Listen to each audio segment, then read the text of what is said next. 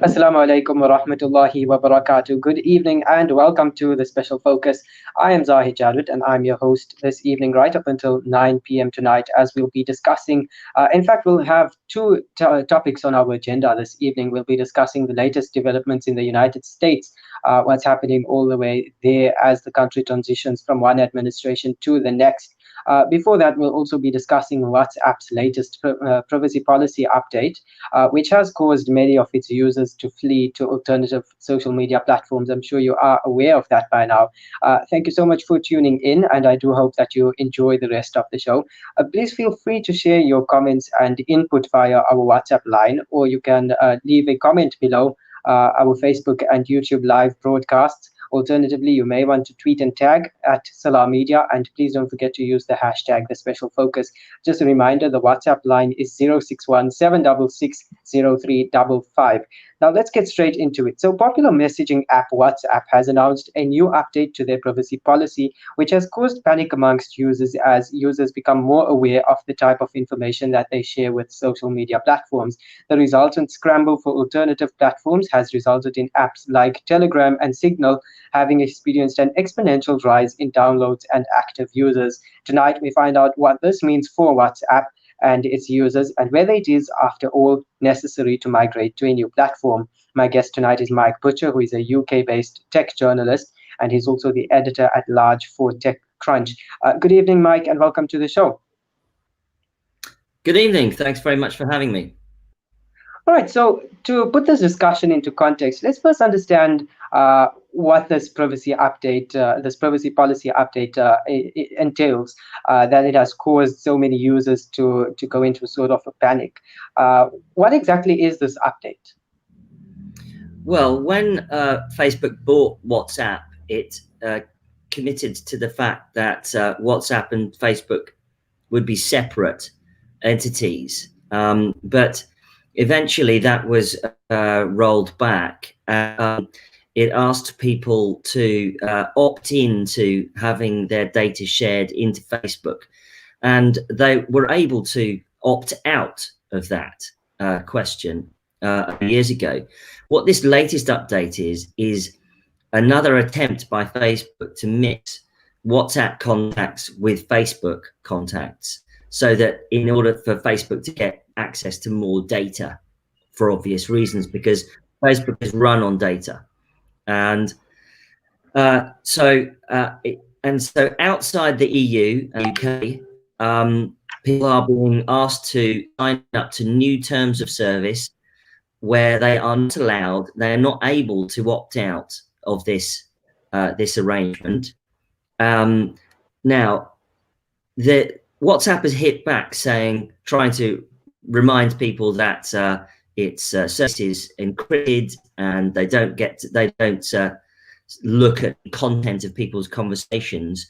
But what they're avoiding telling people is that the contacts that you have in WhatsApp will now be mixed with the contacts that you have on Facebook, so that under things like people you may know, the suggestion of Facebook's, when Facebook suggests people for you to friend, that will be mixed with your WhatsApp contacts. So all of a sudden, private numbers, because they're connected to human beings, will start being suggested to you as friends on Facebook. And you may not want that to happen.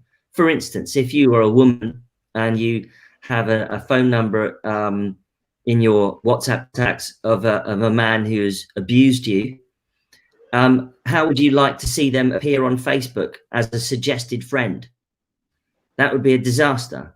And that's really what's effectively going to happen now that Facebook is mixing WhatsApp contacts with Facebook.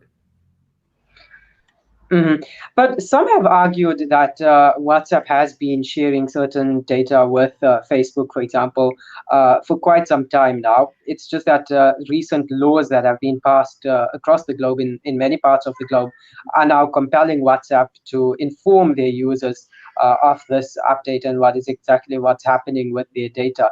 Your thoughts on this? Well, no, they weren't allowed to do that until recently. No, they weren't allowed to do that, and that's why they're producing this new terms of service, because that wasn't formally allowed previously, and they've got to get their users to opt in. And now, of course, it means that it's kicked off a backlash by users who don't want for Facebook and WhatsApp to be mixed in contact, but in their contacts. So many millions of people want those two worlds to be totally separate, and Facebook is trying to change that because it's advertising, because it's business based on advertising. Yeah, so Facebook, WhatsApp has issued an ultimatum to many of their users to accept these terms of service by the 9th of February. And this has resulted in many users now flocking to alternative social media platforms such as Telegram and Signal, etc.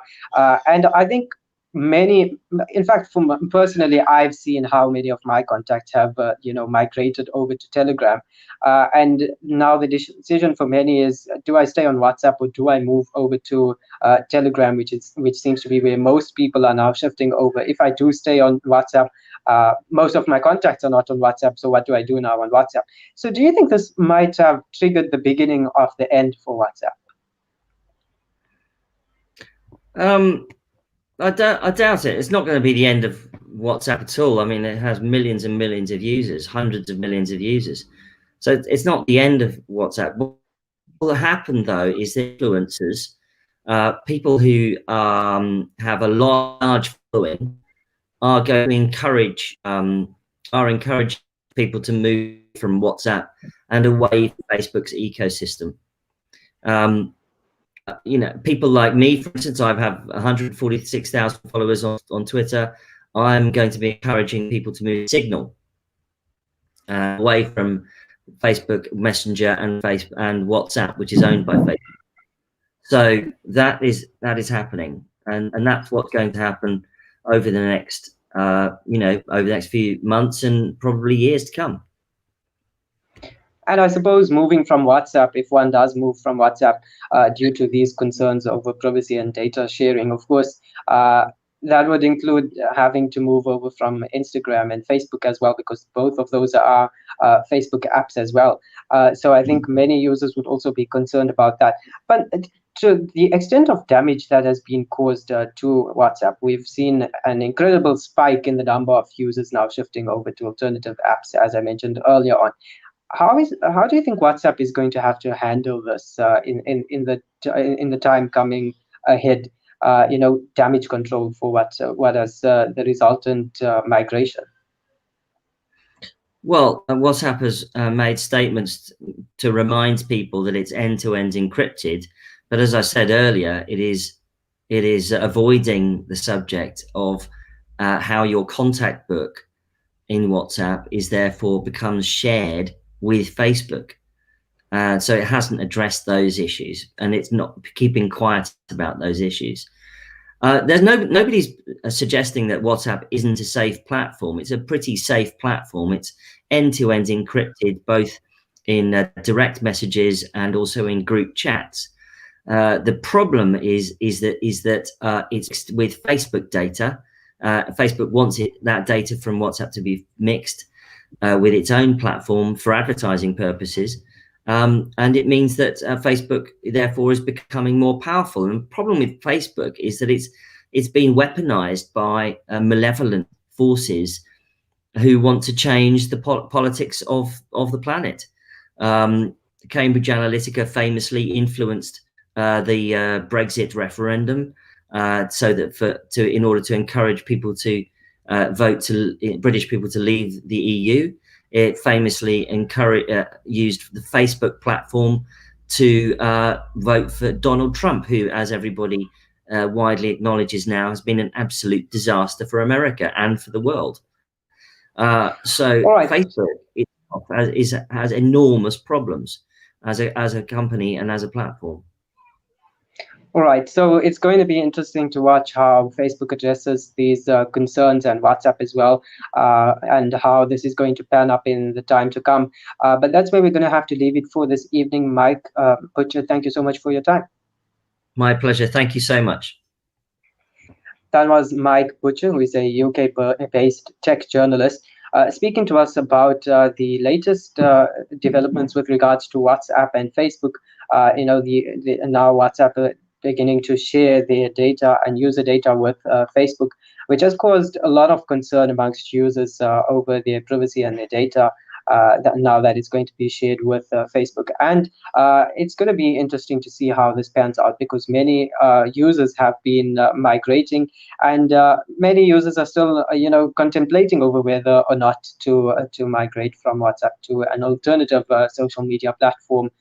And those users who haven't made up their minds as yet do have until the 9th of February to actually, reach a decision and, find out whether they do want to stay on WhatsApp or actually move on to another platform. And if they do not agree to these terms of service, of course, they will be deactivated. The use of WhatsApp will be deactivated. So it's going to be interesting to see how this pans out.